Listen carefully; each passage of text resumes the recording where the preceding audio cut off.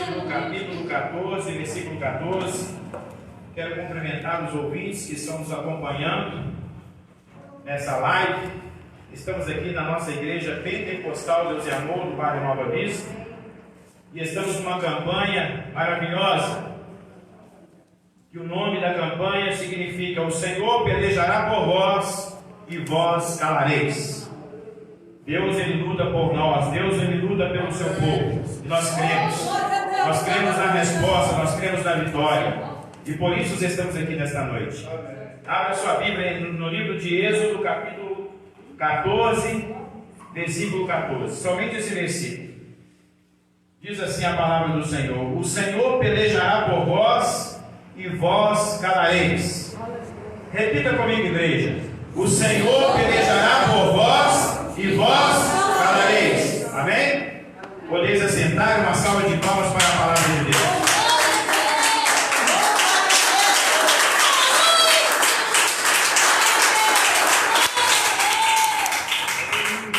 Antes de nós entrarmos no versículo, em Êxodo capítulo 14, do versículo 14, atrás deste versículo, irmãos, existe um cenário, existe uma história, né?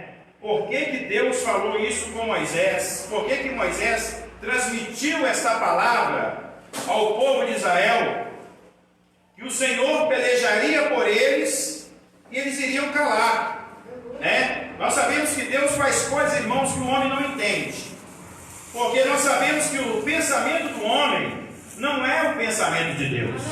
O pensamento de Deus, ele vai muito mais além do que os nossos pensamentos, do que aquilo que nós imaginamos, do que aquilo que nós pensamos, porque Deus, ele é onisciente, onipresente e onipotente.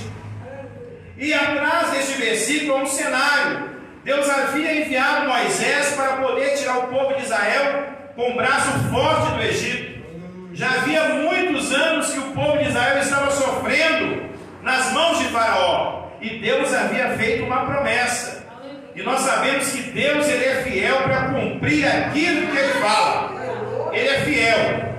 Pode passar anos, pode passar dias, você pode às vezes ficar desanimado, pensar: será que vai acontecer? Irmão, se Deus prometeu, ele vai cumprir, porque ele é fiel para zelar pela sua palavra.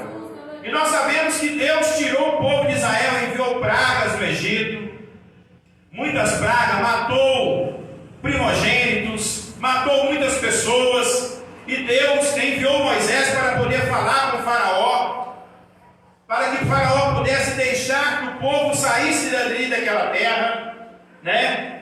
E quando Deus permitiu que o povo de Israel saísse dali do Egito, e no caminho do deserto, aí nós temos aqui no versículo 14, no capítulo 14, no versículo 2, a Bíblia fala que Deus falou com Moisés: Moisés, eles já estavam no deserto neste momento quando Deus falou com Moisés. Deus falou com Moisés: Moisés, pega o povo já estava chegando perto do Mar Vermelho, né? O povo já estava distante já do Egito. Foi nesse momento que Faraó caiu em si, porque lá em Êxodo capítulo 4, versículo 21, a Bíblia fala que Deus iria endurecer o coração de Faraó, né? Para que não permitisse que o povo de Israel saísse da terra do Egito. Deus já havia falado. Então, quando o povo de Israel saiu do Egito, e eles estavam a caminho do Mar Vermelho, a caminho de Canaã, Deus fala novamente com Moisés: Moisés, manda o povo se acampar em frente Piaiote e entre Migdol, perto de Baal-Zefon. Está no versículo, está no capítulo 14, no versículo 2. Irmão, Deus tinha tirado o povo de Israel do Egito. E naquele momento em que o povo de Israel estava indo em direção a Canaã, o que me chama a atenção é que Deus manda o povo se acampar. Deus manda o povo ficar tranquilo. Ele estava perto do mar. Se você ler no demais versículos, você vai entender que eles já estavam se aproximando do Mar Vermelho. É por isso que eu falei no início da mensagem que Deus faz coisas que nós não entendemos. Nesse texto aqui nós vamos ver coisas que Deus fez e que diante da lógica humana você não consegue entender. mente natural, você não vai entender as coisas espirituais. Para que você possa entender as coisas espirituais, você tem que estar no Espírito. Porque as coisas espirituais se discernem espiritualmente. As coisas naturais você discerne pela razão, racionalmente. Mas as coisas espirituais é pela fé. Talvez você não vê diante dos seus olhos, mas está ali diante de você, mas você não está contemplando. Porque é mistério, tem que ser revelado. E neste momento Deus fala com Moisés, manda o povo se acampar. Por que Deus mandou o povo se acampar? Lá no versículo 3 vai estar a resposta do versículo 2. Deus mandou o povo se acampar para que o povo do Egito ficasse confundido, pensando que o povo de Israel estava perdido no deserto. Deus falou, deixa o povo se acampar aqui, porque o povo vai despertar, porque no momento em que o povo de Israel saiu do Egito, Faraó e os egípcios ainda não tinham percebido por que eles tinham liberado o povo de Israel para poder seguir viagem. Faraó não tinha caído em si. Por que ele tinha liberado o povo de Israel? Porque Deus havia endurecido o coração de Faraó. E lá no versículo 3 a Bíblia fala que de repente o povo, os egípcios caíram em si e perceberam por que eles permitiram que o povo de Israel tinha saído da escravidão. E nesse momento me estranha muito Deus mandar o povo acampar. Se o povo estava em direção a uma missão, Deus tranquilamente mandou eles ficarem acampados ali naquele lugar. Lá no versículo 9 do mesmo capítulo, a Bíblia vai nos explicar por que Deus mandou o povo se acampar. Porque Ele queria manifestar o poder dele diante de Faraó e diante dos egípcios e diante do povo de Israel. Fica tranquilo, não esquenta a cabeça. É isso que Deus parece que Ele estava brincando com o povo do Egito. Porque Deus queria mostrar para eles que verdadeiramente Ele era Deus. Ele havia feito uma promessa. E Ele havia cumprido esta promessa.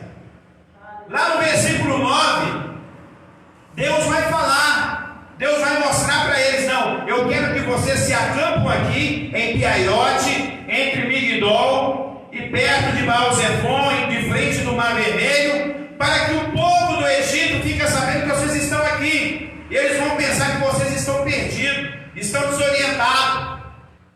E como eles estavam acampados ali naquela região, naquele campo, o povo do Egito, quando percebeu que eles estavam ali, saíram atrás do povo de Israel para perseguir o povo de Israel.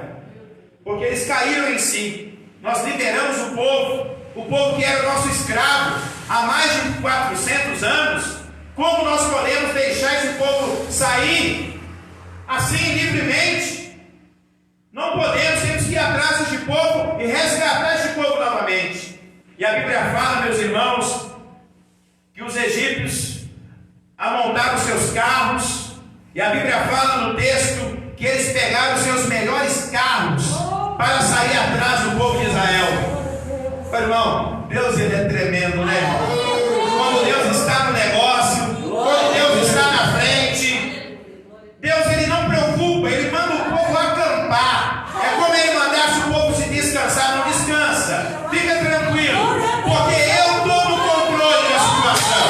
Eu tomo o controle. Aleluia! Eu tomo o controle da situação. A Bíblia fala que eles arrumaram os melhores carros para poder alcançar o povo do Egito. No capítulo 14, no versículo 10, o povo começou a ficar aterrorizado, porque eles avistaram o povo do Egito, começaram a perseguir a eles. Quando o povo de Israel avistaram os egípcios, Faraó, saindo em perseguição a eles, eles ficaram aterrorizados e começaram a clamar a Deus. E no momento que eles começaram a clamar a Deus, no mesmo momento em que eles clamavam a Deus, eles Moisés, no dia que você foi nos tirar de lá, nós falamos com você, deixa nós ficar aqui em paz. E aí o pessoal começou a murmurar com Moisés, a reclamar. Moisés, será que lá no Egito não tinha sepulcro, não? Será que lá não tinha sepulcro, não? Você tinha que trazer nós lá. Nós comia pepino, nós comia cebola, né? Nós era escravizado, chicotada, mas estava bom. A escravidão estava bom. Era melhor morrer lá, escravo, do que morrer aqui no deserto liberto. Olha a visão do povo. Olha a responsabilidade que estava na mão de Moisés, irmão. É por isso que Deus sabe quem Ele chama. Porque se Deus chamasse qualquer um, no momento em que aquele povo começasse a murmurar com Moisés, Moisés chutava o balde, não aguentava a pressão. Era todo mundo ali na cola de Moisés, ali, ó, aterrorizando Moisés. Para que você nos tirou de lá, Moisés? Deixasse nós morrer lá. Será que lá não tinha sepulcro, não? E eles clamavam a Deus e reclamavam com Moisés. Clamavam a Deus e reclamavam com Moisés. Aí no capítulo 14, no versículo 13, Moisés vira para eles. Moisés confiante do que Deus havia falado com ele. Moisés confiante que o Moisés não estava ali sozinho. Moisés estava sendo instrumento de Deus. Moisés sabia que Deus queria ser glorificado na vida de Israel e para que Faraó reconhecesse ele como verdadeiro Deus. Moisés falou com eles: não temas. Esse egípcio que vocês estão vendo, vocês nunca mais vereis. Nunca mais vocês verem. Nunca mais. Aleluia. Esses seus inimigos que estão te perseguindo, esses egípcios que estão vindo com um carro forte para poder te perseguir, nos perseguir, nunca mais vocês vão ver eles. Irmão, um homem sozinho diante de mais de 2 milhões de pessoas, todo mundo em uma só boca aterrorizando Moisés. Moisés não baixou a guarda, porque ele confiava no Deus a qual ele servia. Ele confiava. Não era a multidão, igual muitas pessoas falam que a voz do povo é a voz de Deus. Nem muitas das vezes é, porque Moisés aqui neste momento, ele estava sozinho, ele e Deus, responsável por mais de 2 milhões de pessoas, e aquele povo em cima de Moisés, murmurando, criticando, por que Moisés não deixou eles lá? Mas Moisés confiava no Deus a qual ele servia, e ele falou com o povo: este povo que vocês estão vendo vindo aí te perseguir, os egípcios, nunca mais vocês vão ver eles, nunca mais. Vocês podem ver outros, mas esses que estão nos perseguindo, nunca mais vocês vão ver. E lá no capítulo 14, do versículo 14, que é o versículo da campanha, onde o Senhor fala, e Moisés fala ao povo de Israel, Moisés disse: o Senhor pelejará por vós. Significa, o próprio Deus vai lutar por você. Em outras linguagens, na Bíblia, na linguagem de hoje, se você ler, lá vai falar assim: o Senhor vai pelejar por você e você não vai precisar fazer nada. Ele vai lutar. Ele vai lutar por você. Ele vai lutar. E por que nós vamos se calar? Porque eles estavam murmurando. Eles estavam denegrindo a imagem de Moisés. Irmãos, eu fico bobo de pensar. Quando eu imagino essa situação, eu vou lá atrás. Gente, Deus fez tanto milagre na vida do povo antes de tirar o povo de Israel da terra do Egito, tanta praga que Deus mandou, e não pegou nenhuma israelita, somente nos egípcios. Quantas maravilhas que Deus fez na vida deles. Deus fez maravilha. Deus, uma certa vez, a vara estava na mão de Moisés. Deus mandou a vara, Moisés soltar a vara no chão, a vara virou serpente. Depois ele colocou a mão na vara, a vara que era serpente virou vara novamente. Deus operou maravilha na frente deles. Irmão, a gente aprende aqui uma lição muito importante. A incredulidade é terrível. Um endurecimento de coração. As pessoas podem ver Deus operando, Deus manifestando, mas o coração da pessoa está tão duro que nada amolece aquele coração. Porque Deus ele permite o livre-arbítrio. Ele deu o livre-arbítrio. Igualzinho no versículo 14, onde fala que Deus endureceu o coração de Faraó. Eu não quero entrar num detalhe aqui. Existem várias linhas teológicas da predestinação que os calvinistas defendem e os arminianos defendem o livre-arbítrio. Eu creio que aqui operou se as duas linhas teológicas. Tanto Deus endureceu o coração de Faraó, como ele permitiu que Faraó, ele mesmo próprio, endureceu o seu próprio coração. Porque o Deus não ia ferir o livre-arbítrio. E por mais que Deus ferisse o livre-arbítrio de Faraó, Deus, como ele é onisciente, ele tem o atributo da presciência, ele já sabe antecipadamente o que vai acontecer. Deus não fere nenhum livre-arbítrio. Deus não fere. Se Deus permitisse, se Deus, somente ele, endurecesse o coração de Faraó, sem permitir que Faraó endurecesse o seu próprio coração, Deus já sabia que Faraó iria resistir à voz de Deus, porque Deus é onisciente. Mas só que existem essas linhas teológicas, que ficam nessa briga teológica de predestinação e de livre-arbítrio. Eu creio na predestinação, mas eu não creio na predestinação fatalista, em que o homem não se responsabiliza por nada, que é somente Deus, que Deus escolheu uns para o céu e outros para o inferno. Eu não creio nisso. Eu creio o seguinte: Deus já sabe quem vai para o inferno e quem vai para o céu, porque Ele é Deus. Ele sabe de todas as coisas. Ele sabe o que vai acontecer com você daqui a 5 minutos. Ele sabe o que vai acontecer com você daqui no ano que vem. Ele sabe. Nada pega Deus de surpresa. Tem um versículo da Bíblia que diz que nada é maravilhoso para Deus. Nada é maravilhoso. O que é isso, irmão Paulo? Irmão, nada que você fizer vai surpreender a Deus. Nada. Ele já sabe tudo. Ele já sabe todas as coisas. Eu vou jejuar uma semana direto. Isso não surpreende a Deus. Eu vou orar 24 horas. Ele vai agradar. Isso não surpreende a Deus. Nada pega Deus de surpresa, meu irmão.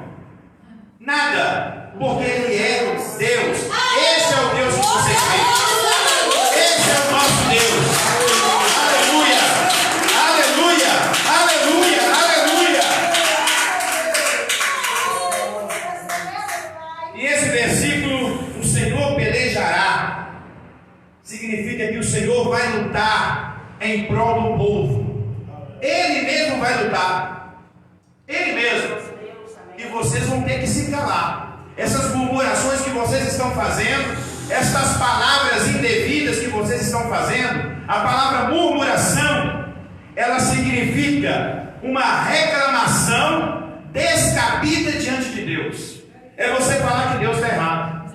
Isso que você fez está errado. É isso que significa murmuração.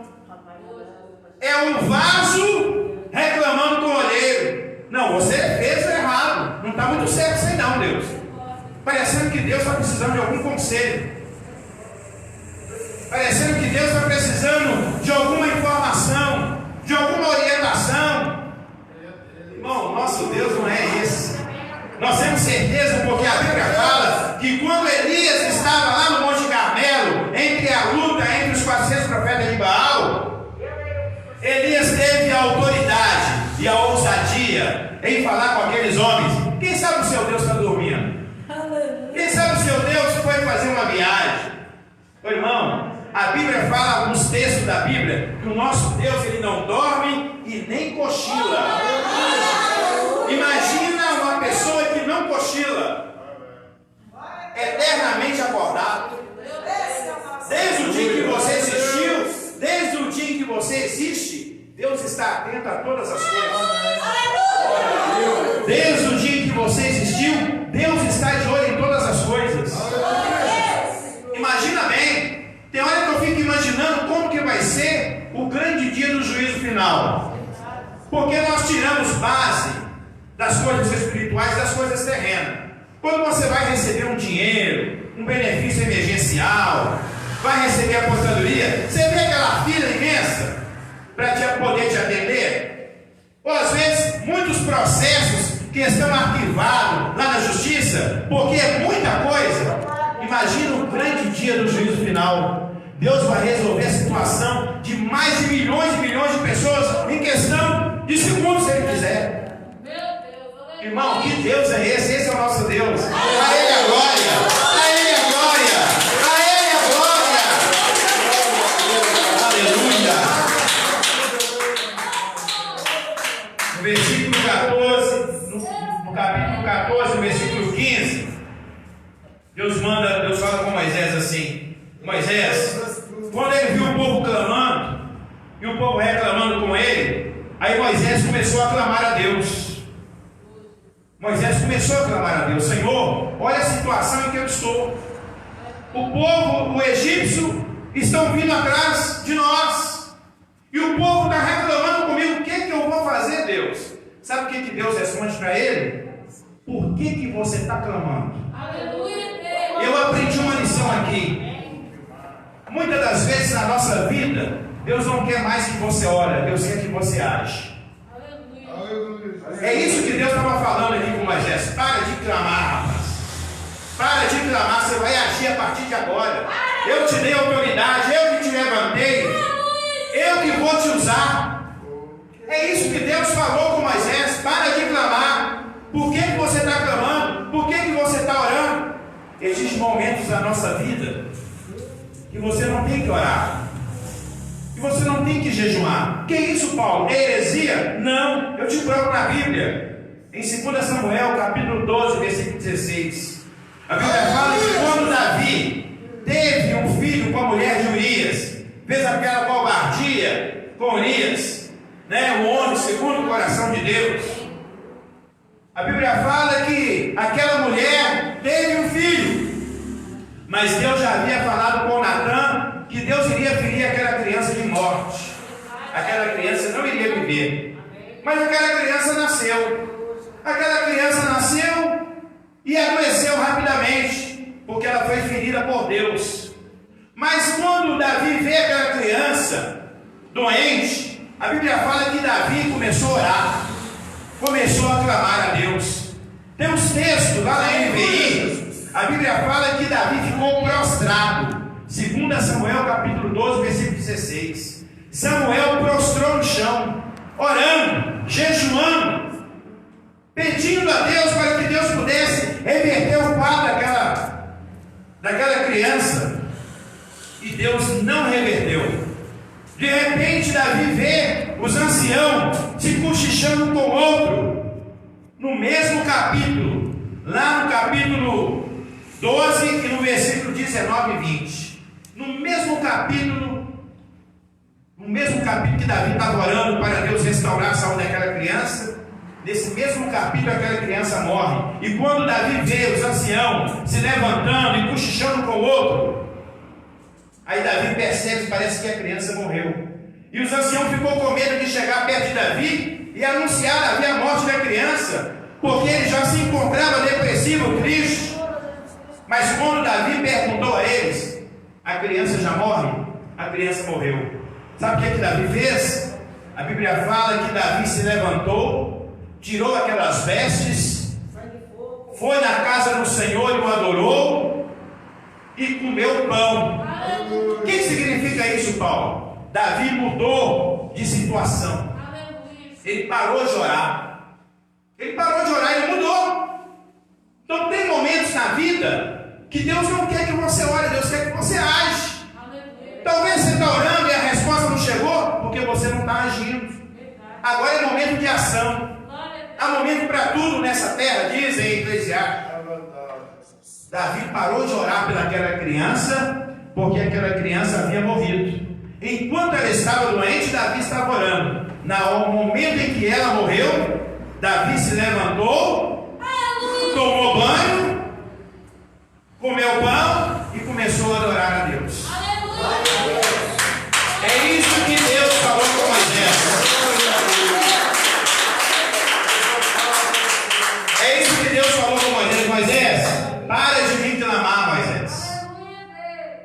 você tem na mão.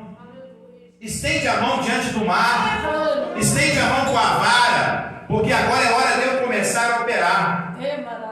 No capítulo 14, no versículo 16, a Bíblia fala que Moisés foi para poder abrir o mar, e os egípcios estavam vindo atrás deles. Moisés já levantou a mão, porque a Bíblia fala que numa noite Deus enviou um vento oriental que abriu-se as águas, e as águas se tornaram parede do lado direito e do lado esquerdo. Irmão, eu nunca vi na história uma pessoa passar no mar, ou no rio, ou numa lagoa, ou numa piscina, sem molhar, a não ser se for de canoa. Mas a pé, Deus falou que eles iam passar seco. Aleluia! Vou passar seco, a seco, é a seco. Aleluia! Para de clamar, agora é hora de você agir, é hora de eu operar. E a coisa mais louca que eu vi, que eu entendi, é que o povo egípcio que vinha atrás deles, vendo aquele cenário que Moisés estava operando milagre através de Deus, eles são tão trouxas que eles entram atrás. Eles entram atrás. Se é eu, ó, perna para quem tem, ó, casca fora. Deus está com esses homens, Deus está com eles, e está contra nós. Não. A Bíblia fala que o coração deles estava tão endurecido, eles estavam tão cegos, que quando Moisés abriu o mar, o milagre aconteceu, os egípcios entraram atrás também. É ali que Deus vai pegar eles.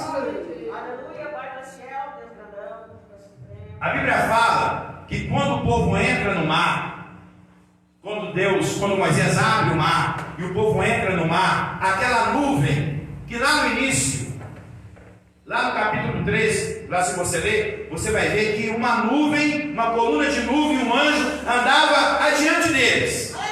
Aqui no versículo 14, no versículo 19 e 20, a Bíblia fala que o anjo e a nuvem saem da frente e passam para trás. Isso significa que Deus ali agora, ele não ia ser uma pessoa que vocês teriam que seguir, mas ele iria ser o protetor deles. E a Bíblia fala que essa coluna de nuvem, essa coluna de fogo, para o povo de Israel alumiava, e para o povo do Egito escurecia. Olha o que Deus faz, quando Ele quer cuidar do seu povo. Olha o que Deus faz quando Ele quer cuidar de você. Mas será que Deus não amava o povo do Egito? Amava. Ele estava mostrando para eles que Ele era Deus do povo de Israel. Não é que Deus estava fazendo acepção de pessoas, não. É para que eles pudessem crer no Deus de Israel. É porque Deus havia feito uma promessa. É porque Deus havia feito uma promessa e Ele iria cumprir essa promessa. Aquela nuvem sai da frente e passa para trás. O anjo sai da frente e passa para trás. Agora eu estou como proteção, eu estou como guardião do povo de Israel. É isso que Deus fez.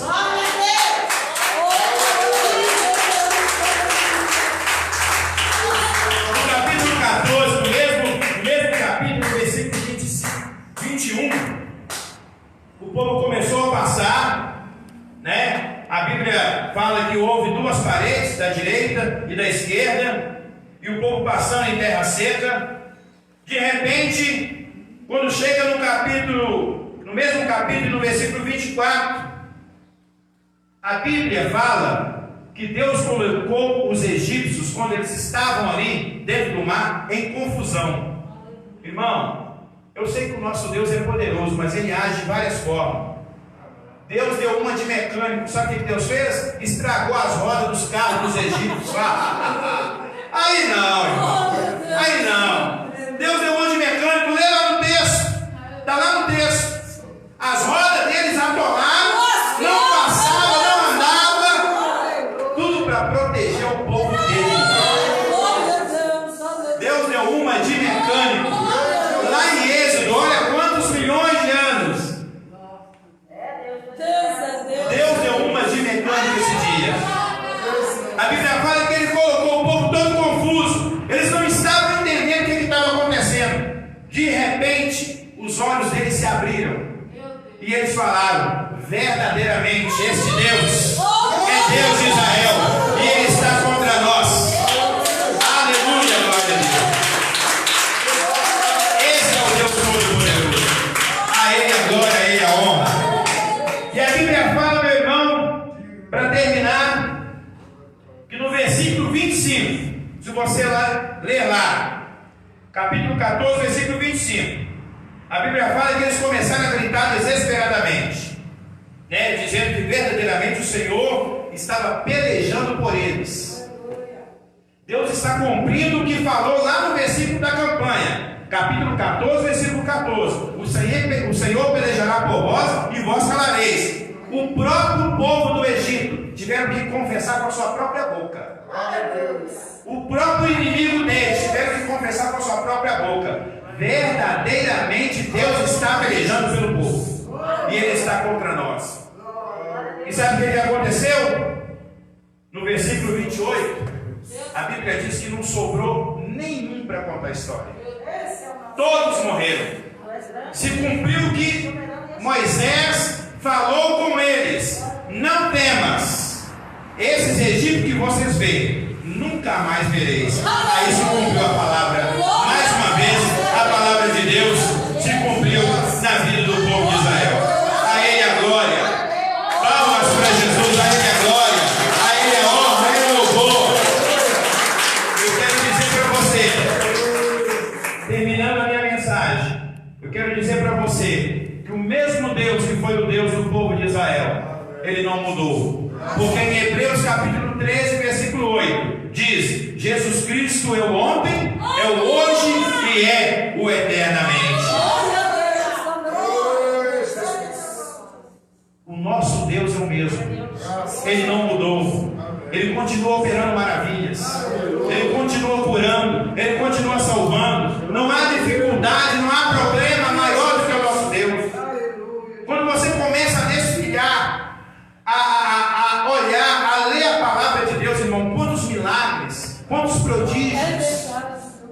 Não pode ser um coronavírus, não pode ser um problema que vai nos afastar, que vai tirar nós da fé. Nós temos que confiar. E muitas das vezes as coisas acontecem por permissão de Deus.